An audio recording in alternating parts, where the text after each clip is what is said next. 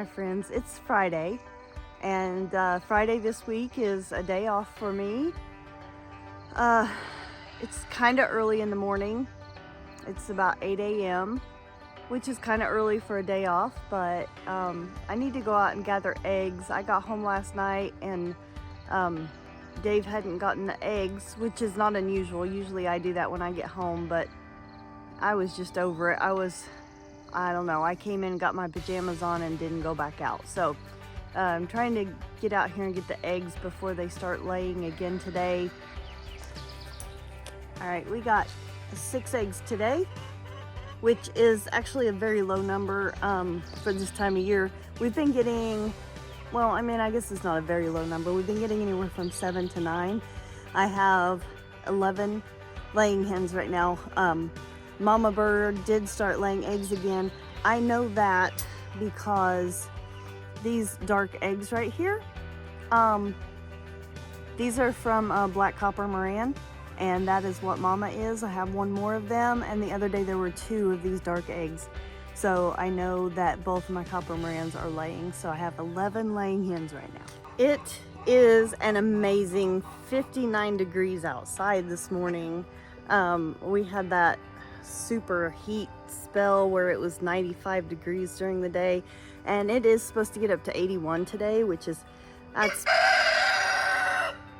that's plenty warm for me, but 59 right now and a cozy sweatshirt. I'm gonna go pick some tomatoes now. Okay, my friends, we're out in the garden. I have a microphone that I can use with my phone, and it's not Bluetooth, but it's it has a little adapter that goes into my phone, and so it communicates with that in order to be a microphone. I don't know. Anyway, I couldn't find them, and then Dave found my microphones. They were on his dresser, and I know I didn't put my microphones on his dresser. I don't know where they were, and wherever they were is probably where the little adapter is, but I cannot find it anywhere. So, you know, I was gonna just put the phone out and chat with you while I pick tomatoes, but now I've just got this sitting here next to me, hoping that you can hear okay. I've got a bunch of cherry tomatoes to pick, and I think that I'm going to go ahead and probably save some out for salads and snacking, but I don't see why there's any reason that you can't use the cherry tomatoes to make tomato products. Also, I don't think it's going to be that much harder with the method that I'm going to use, because what I'm going to do is take my tomatoes, all the different kinds as I pick them, and go ahead and, like the bigger ones, I'll core them and quarter them, and I'm going to put them in probably a Ziploc bag, because that's what I have, and put them in the freezer. And then I'll just take one weekend or period of days off, whatever that ends up being, and do all my tomato canning. I've got some recipes that I want to try. When I do those, I'll let you know. I'm hoping to make some barbecue sauce, some salsa, maybe. Definitely plenty of tomato sauce and marinara, like a base for a pizza sauce, things like that. This is all stuff I've never done before, so it'll be new to me. If you've got any methods or recipes for doing any of those things, leave them below for me, and I'll definitely consider trying it. As of right now, there's a channel called More Than Farmers, and she does all of those things, and I think I'm going to use her method. That's where I got the idea of just freezing the tomatoes until it's time to process all of them. I got a lot of dead stuff here. Trying to get those off of there. I've not kept up with these tomato plants at all. I have just let them do what they do. I've been enjoying coming home from work and seeing that there's ripe tomatoes, but not enjoying the fact that I have to work the very next day and I don't have time to do anything with it. My brain is retired. My body feels like it's beyond retired, but my number age says otherwise, so we keep working.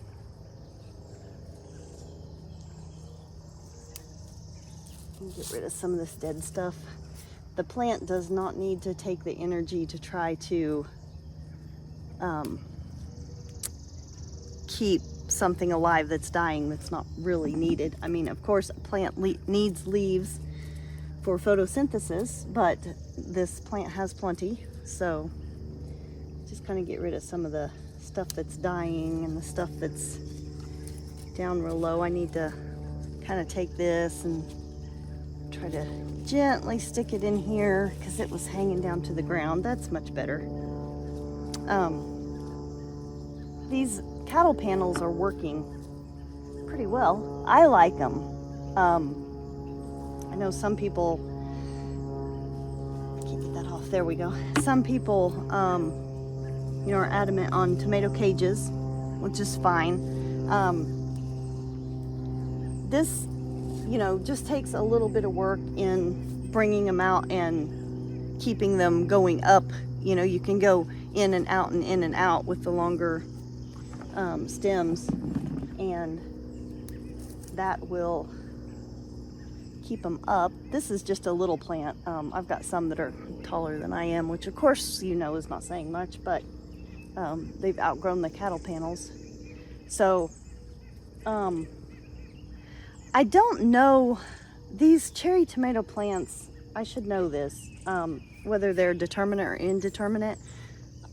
I almost want to say they might be determinate. Determinate tomato plants grow to a certain height and produce a certain amount of fruit, and then they're done.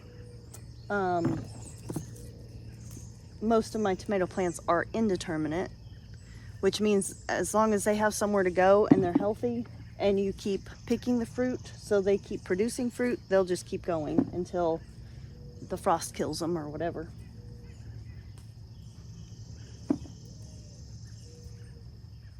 These are little cherry tomatoes, and I know they have a specific name. I can't tell you what they are right now. I'm not sure.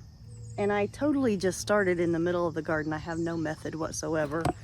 Probably should have picked the big tomatoes first so they're on the bottom of the bucket, so when I put them on top they don't squish the little babies, but I didn't think ahead. So I really like early morning gardening. I don't like early morning getting upping, but as long as I'm up, there's nowhere I'd rather be than the garden. So you guys remember my video from a little while back where I went camping down in Tennessee with my friends, and my one friend Denise, we really miss each other. We were good for each other. She was very good at holding me accountable as far as getting to church and reading my Bible. If I had a rough time, she's the person I would call for encouragement. Just amazing friend. Anyway, she is coming to visit next week. We are going to meet at Kings Island. I have not been to Kings Island since probably, well, it was before 2000, so it's been 25 years or more since I've been to Kings Island. Used to go every year with another friend of mine, my high school best friend, and then we were college roommates. Well, for one semester until I threw my life away, but no, I didn't throw my life away. I'm fine. Don't worry about me. Just went astray for a little while. Anyway, so we're meeting at Kings Island and we're going to spend the day there next week. I took a day off work, so I only work 2 days next week. I'm excited about that. And she's going to come and we're going to go to Kings Island, and then she's going to come here and spend a little while the next day and then head home. So I'm really excited. I'm excited about seeing her, and I'm really excited about going to Kings Island again too. Y'all take a look at this. This is one of my volunteer tomato plants. It just kind of came up. I've not done a thing with it. It's just laying on the ground. And got some tomatoes. I am not going to pick those right now. Look, it goes clear over here. Well, this is a different one. Could hang that there. A lot of people have suggested that I get some seeds from these tomatoes, well, to use for next year. I'm wondering about cross-pollination since they grew right next to other kinds of tomatoes, and I don't know what kind they are. And I wouldn't know what they cross-pollinated with, so I think I wouldn't know what kind of tomatoes I have. But they're tomatoes, so does that really matter? I don't know. I have to think about that one.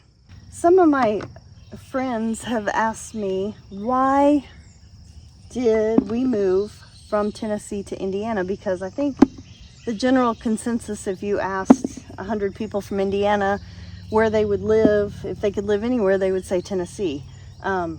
Tennessee is kind of one of those romanticized places. I think that, you know, they write songs about it, and it's just romanticized. Like, everybody wants to visit Tennessee and live in Tennessee. And I ended up in Tennessee just because my first husband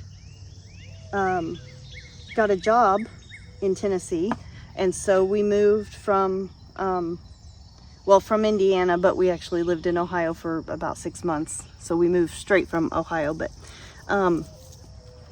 so that's how I ended up in Tennessee. And yes, when I was how old was I then? 20 years old.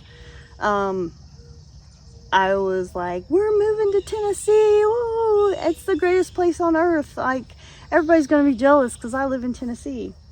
And like, Tennessee wasn't all bad by any means. I have the best friends I've ever made in my life I found in Tennessee. The people are very friendly, very welcoming, I guess. And that's kind of what they're known for, like hospitality. I didn't realize to what extent it is a Bible Belt. In fact, it's called the Bible Belt Buckle. And, you know, you live one place for a long time and you don't realize how different it is from other places. Try to scoot without scooting on top of... How did you get in here, kitty cat? Did you come in through one of the holes? We've got a kitty cat visiting and helping, and here comes another one. I wonder if he'll figure it out too. So anyway, I moved to Tennessee when I was 20 and raised my kids there. Lived in a couple different counties down there, and it is beautiful. The mountains are beautiful. When you're not used to mountains, it's amazing. When you live there for a while, it kind of just becomes this thing that is always there, and you kind of take it for granted. I imagine if you were raised there and that's all you've ever known, then you'd really take it for granted.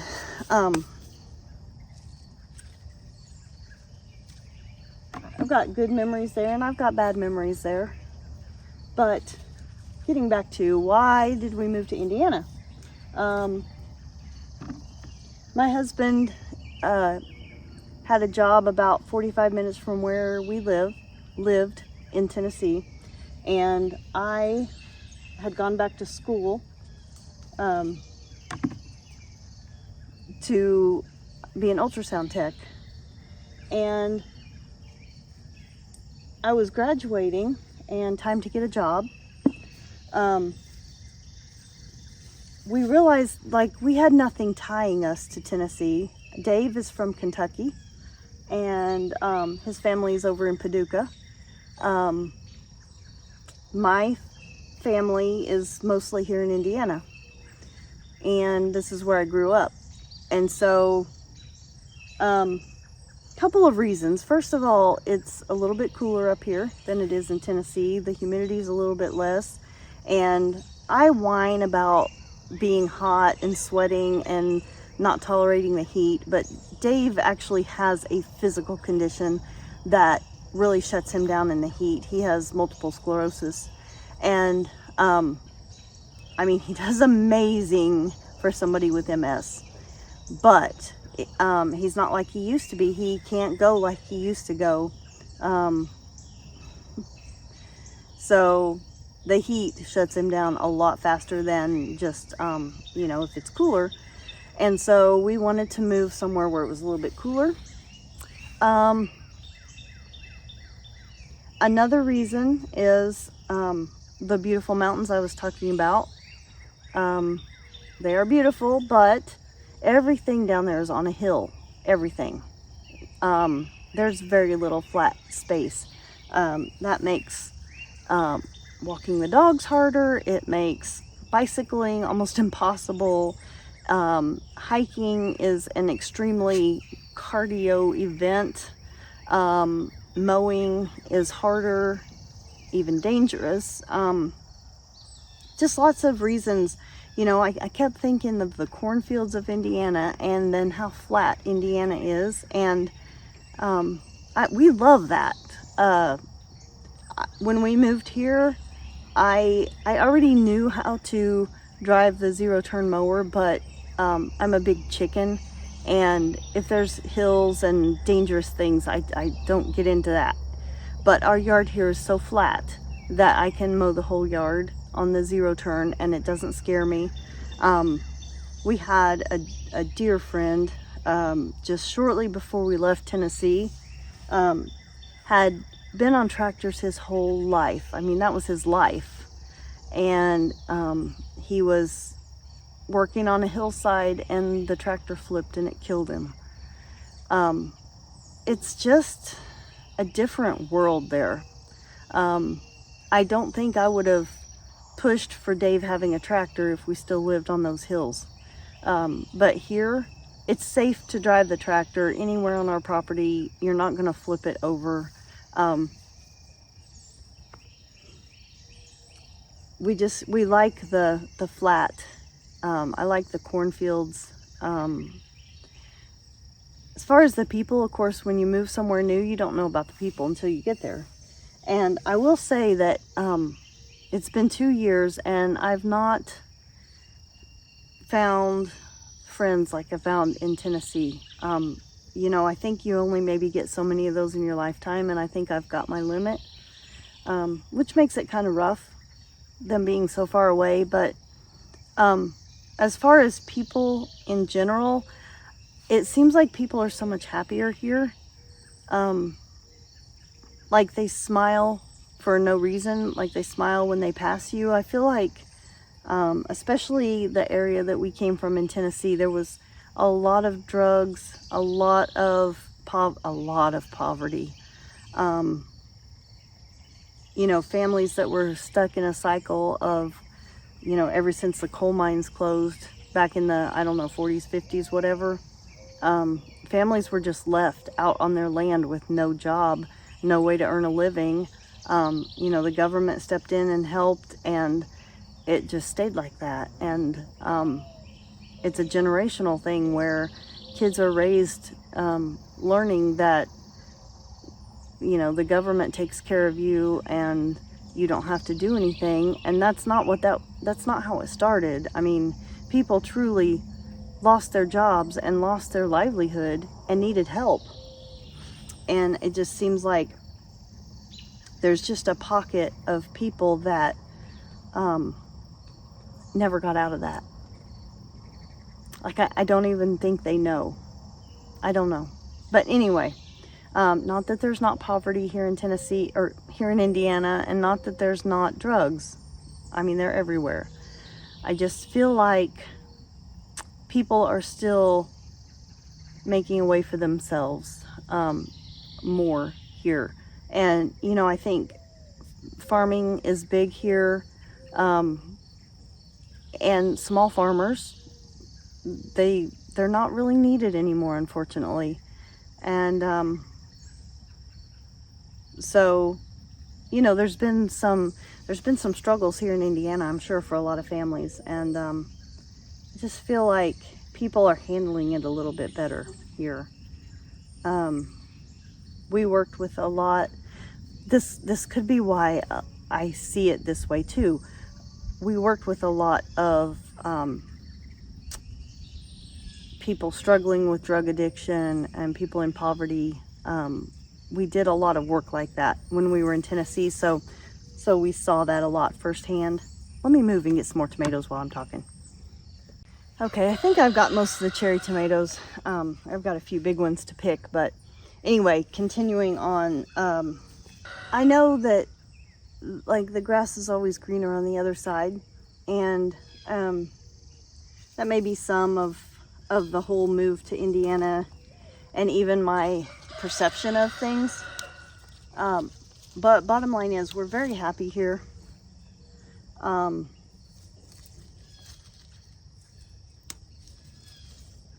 Basically, when I graduated, the world was my, the world was my oyster? Oyster? How do you say that word? Oyster? I don't even know if that's the right saying. The world is my, that doesn't make any sense. But anyway,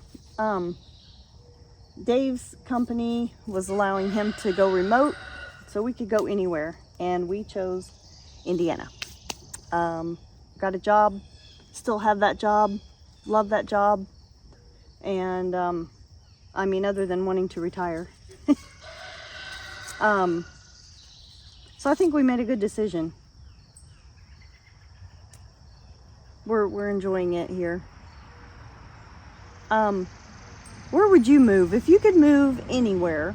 And I realize that some of you are not even in the United States, so you know, it doesn't have to be in the United States. Or if you are in the United States, is there somewhere far away that you would move? Where would you go if you could move anywhere and money wasn't an issue and your job wasn't an issue, and you know, if you had kids or something and wanted to take them with you, that wasn't an issue? Where would you go? And yes, it's okay if you say Tennessee. Look at this beautiful beefsteak tomato. Okay, hang on a second, guys.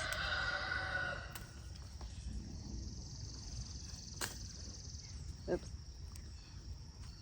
Oh my gosh. Just leave it on there. Look at this ugly beefsteak tomato.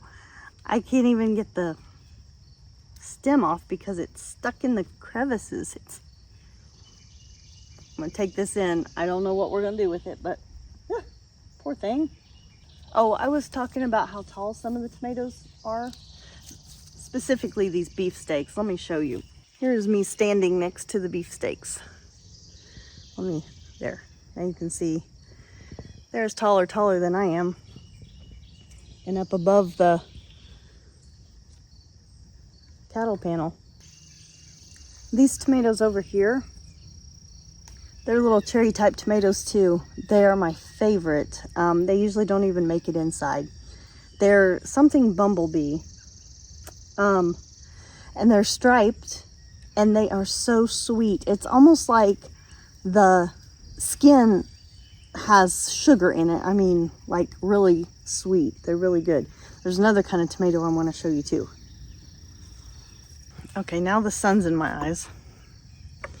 But I want you to be able to see these tomatoes, and I can't even see the screen to see if you can see the tomato. But anyway, this right here.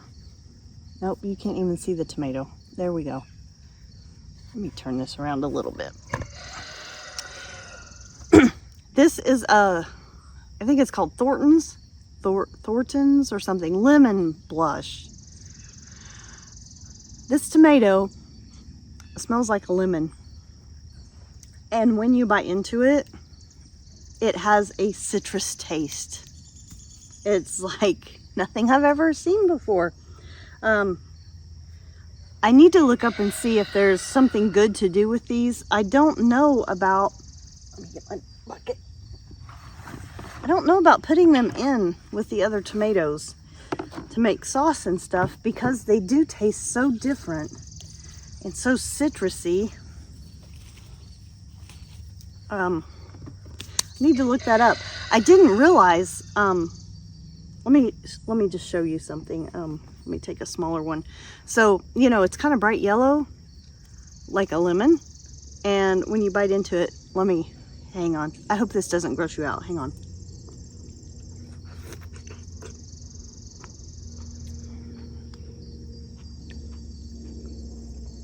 The inside is bright yellow also. It smells like a lemon. It's not sour, not like a lemon or anything. It tastes really good, but it is an interesting tomato. Very interesting. I was very pleased with that and that bumblebee tomato as different. You know, they're different. I like different. I'm different. I just went to pick this tomato and like everything's kind of dead around it. The end of it is like dried up. It's been off and dead for a long time, but this tomato still is a very usable tomato. This one's not gonna make it, but pretty cool. Okay, back to the Tennessee, Indiana thing. When we moved, that put us a lot closer to my dad. We're about an hour and a half away from him now, and we're about the same distance to Dave's parents. And you know, that's a definite consideration. My dad is still able to come visit, hour and a half drive, and he's 91 years old. That makes me very happy. Dave's parents come and visit. They like to travel and go lots of places, so them coming to visit us is awesome when they stop by and stay a couple days. And like I said, my friend's coming next week, so you know, we're still connected. We're still very connected to everybody.